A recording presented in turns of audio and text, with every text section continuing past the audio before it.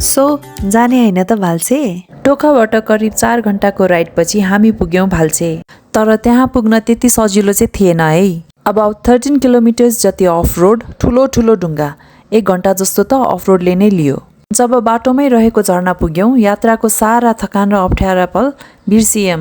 यस्तो गर्मी छ, अब झरनामा नभिज्ने त कुरै भएन। यो झरनाबाट अबाउट 10 to 15 मिनट्स लाग्ने रहेछ भेडाफार्म पुग्नलाई। र बाटो चाहिँ भने उस्तै।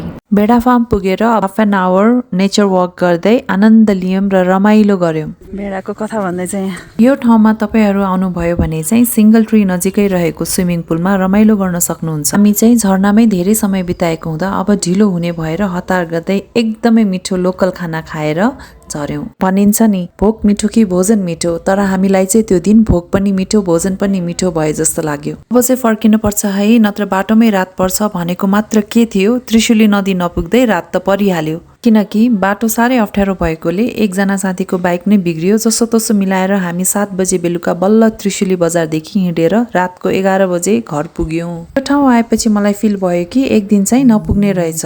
नाइट स्टे या क्याम्पिङको व्यवस्था गरेर आएको भए अझ बेटर हुने रहेछ। यदि तपाईँ पनि यहाँ जाने सोचमा हुनुहुन्छ भने या त बिहान जति सक्दो चाँडो स्टार्ट गर्नुहोला, अझ त्यो भन्दा बेटर त नाइट स्टे गर्नलाई नै जानुभए हुन्छ।